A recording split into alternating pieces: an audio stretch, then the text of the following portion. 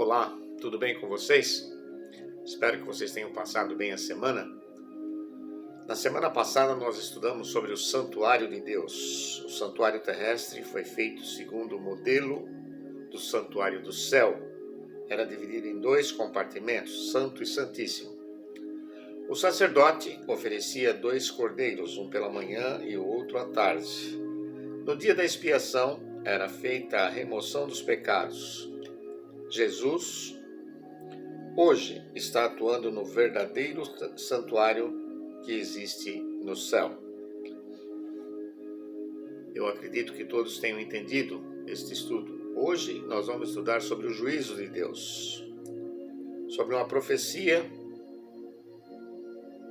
que fala de 2.300 tardes e manhã, ou 2.300 anos, onde o santuário será purificado. Nós vamos ver quando começou e quando termina essa profecia. Um fato bíblico indiscutível é que todos os seres humanos, de todos os tempos, enfrentarão o julgamento de Deus, disse Salomão, porque Deus há de trazer juízo todas as obras, até as que estão escondidas, quer sejam boas, quer sejam más. Está em Eclesiastes, capítulo 12, versículo 14. Para onde foi Jesus após a sua ascensão? Ora, o essencial das coisas que temos dito é que possuímos tal sumo sacerdote, que se assentou à destra do trono da majestade nos céus, como ministro do santuário e do verdadeiro tabernáculo que o Senhor erigiu, e não o homem. Hebreus capítulo 8, versículo 1 e 2. Então aqui nós vemos que Jesus, após a sua ascensão ao céu, ele se assentou no trono da majestade. Porque Cristo não entrou em santuário feito por mãos, figura do verdadeiro, porém no mesmo céu, para comparecer agora por nós diante de Deus. Hebreus capítulo 9, versículo 24. Voltei-me para ver quem falava comigo, e, voltando, vi 7 candeeiros de ouro, e no meio dos candeeiros, um semelhante ao filho de um homem, cuja com vestes talhares e cingido, à altura do peito, com uma cinta de ouro. Isso encontra-se em Apocalipse, no capítulo 1, versículo 12 a 13. Então nós vimos que Jesus foi atuar como ministro do santuário e do verdadeiro tabernáculo que o Senhor erigiu, e não o homem. Agora, que profecia revela a data do início do juízo? Lá em Daniel capítulo 9, versículo 24 e 25, diz o seguinte: 70 semanas estão determinadas sobre o teu povo e a tua santa cidade, para fazer cessar a transgressão, para dar fim aos pecados, para expiar a iniquidade, para trazer justiça eterna, para selar a visão e a profecia, para ungir o santo dos santos. Aqui nós vemos que existe uma profecia chamada 70 semanas. Sabe e entende, desde a saída da ordem para restaurar e para edificar Jerusalém, até o ungido ao príncipe, 7 semanas e 62 semanas, conforme encontra-se em Daniel, capítulo 9, versículo 24 e 25. Então, qual foi a profecia? Foi a de 1.260 anos? Não. Foi a de 1.290 anos? Não. Foi a de 1.335 anos? Não. Foi a de 2.300 tardes e manhãs ou 2.300 anos? Também não. Mas a verdadeira foi 70 semanas, igual a 490 anos. Vi outro anjo voando pelo meio do céu, tendo o evangelho eterno, para pregar aos que se assentam sobre a terra, e a cada nação, e tribo, e língua, e povo, dizendo em grande voz: Temei a Deus e dar-lhe glória, pois é chegada a hora do seu juízo, e adorai aquele que fez o céu e a terra e o mar e as fontes das águas. Apocalipse 14, versículos 6 e 7. O que aconteceria no céu e na terra no fim das 2.300 tardes e manhãs? O que estaria acontecendo? Na verdade, as nações se enfureceram, chegou, porém, a tua ira e o tempo determinado para serem julgados os mortos, para se dar o galardão aos teus servos, os profetas, aos santos e aos que temem o seu nome, tanto aos pequenos como aos grandes, e para destruíres os que destroem a terra. Abriu-se então o santuário de Deus, que se acha no céu, e foi vista a arca da aliança no seu santuário. E sobrevieram relâmpagos, vozes, trovões, terremotos e grande saraivada. Isso encontra-se em Apocalipse 11, versículo 18 e 19. Então, tudo isso está acontecendo no fim das 2.300 tardes e manhã. Então, nós vimos que temei a Deus e dai glória, pois é chegada a hora do seu juízo, e adorai aquele que fez o céu, a terra e o mar e as fontes das águas. Na terra, Deus levantaria um movimento para restaurar verdades jogadas por terra, conforme está lá em Isaías, no capítulo 58, versículo 12, e anunciar ao mundo a chegada da hora do juízo. Aprendemos que, no santuário terrestre, uma vez por ano, no dia 10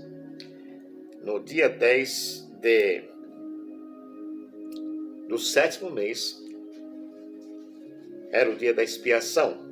O sacerdote entrava no lugar santíssimo para realizar a purificação do santuário. Da mesma forma, ao findar a profecia dos 2.300 anos, em 22 de outubro de 1844, Jesus entrou no lugar santíssimo do santuário celestial para ministrar como juiz. Então aí nós vimos que a profecia de 2.300 tardes e manhã, ou 2.300 anos, terminou em 22 de outubro de 1844. Qual é o papel de Jesus no julgamento? E o Pai a ninguém julga, mas o Filho confiou todo o julgamento. Encontra-se lá em João 5:22.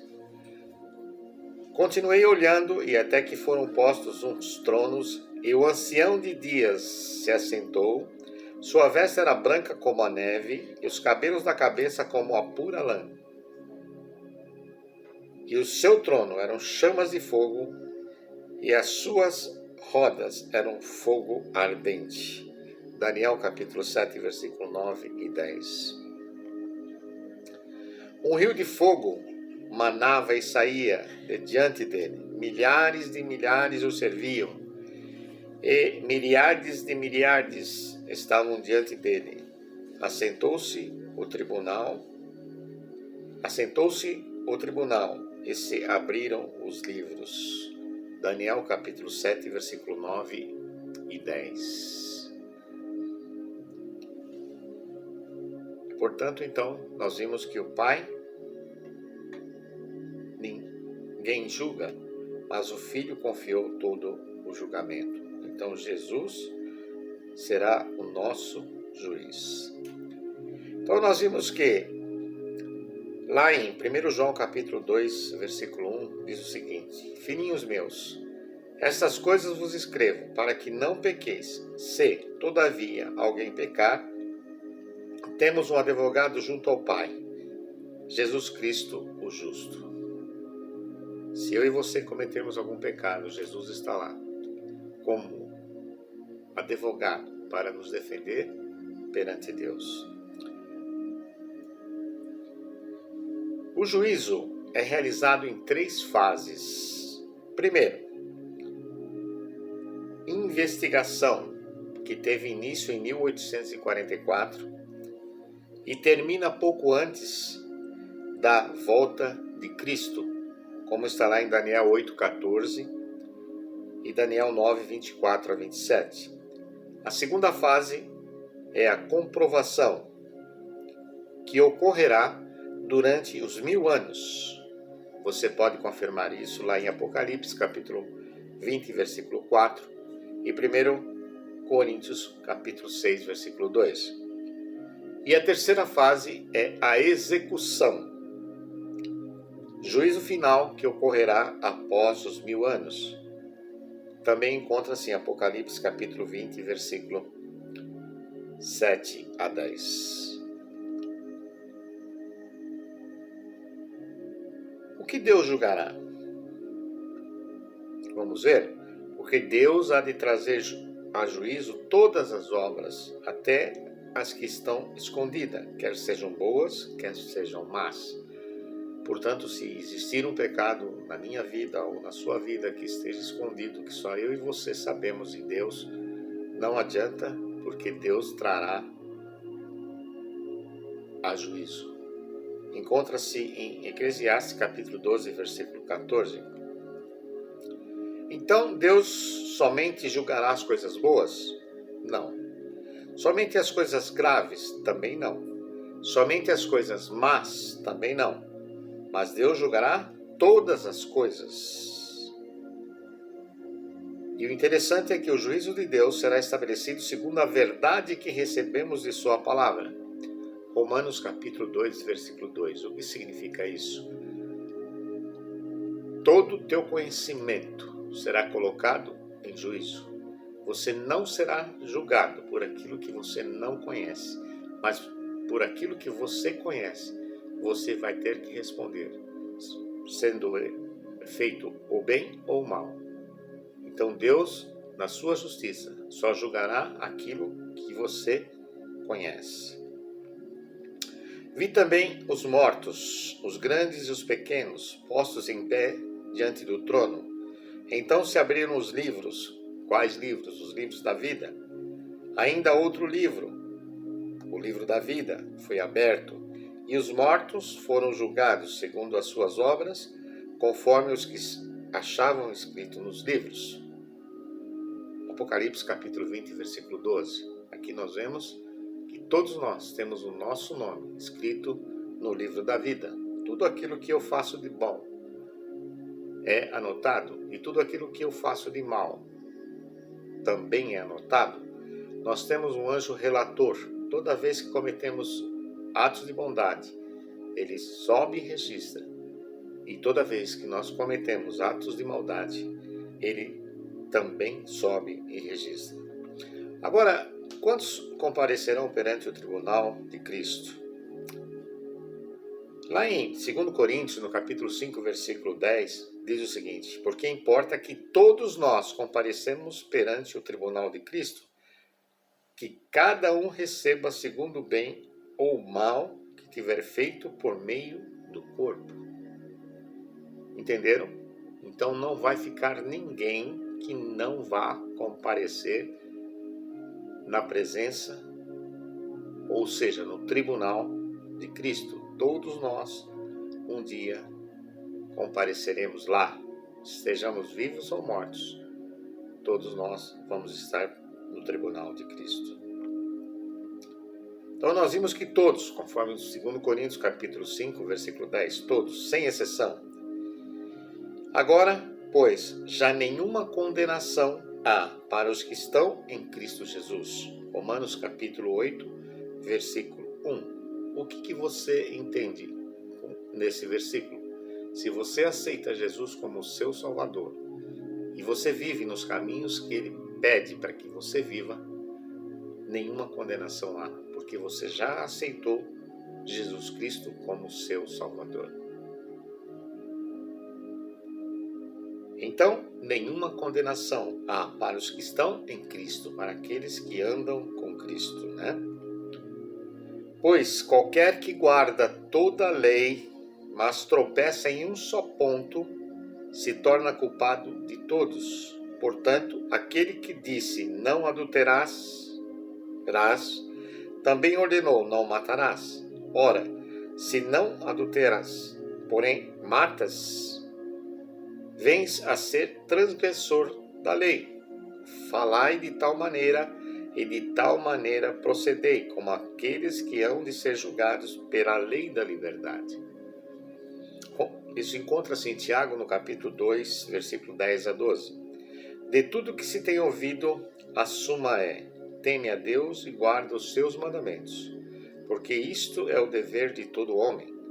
Porque Deus há de trazer a juízo todas as obras, até as que estão escondidas, quer sejam boas, quer sejam más.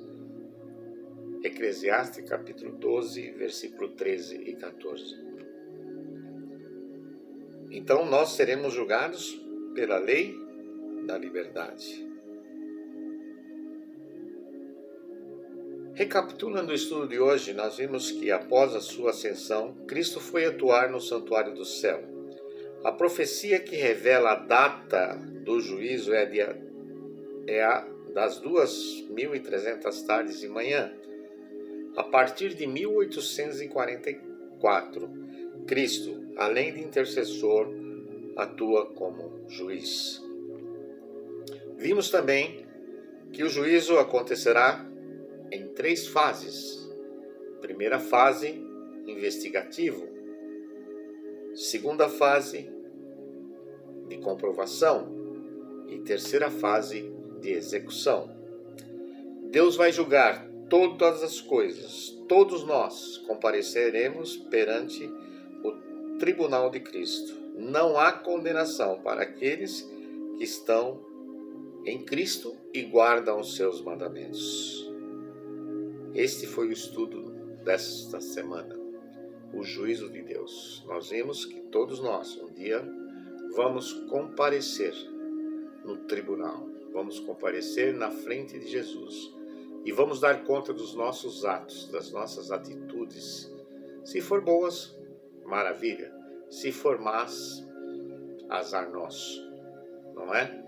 Então que você possa pensar e analisar o estudo de hoje e possa se preparar para que, quando você estiver perante o juízo de Deus, você possa estar aprovado por Ele.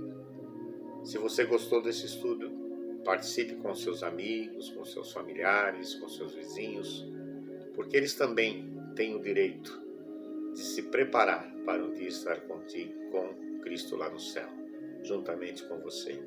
Que Deus te abençoe e, se Deus permitir, na próxima semana estaremos aqui novamente estudando um pouquinho da Palavra de Deus. Fique com Deus e um grande abraço.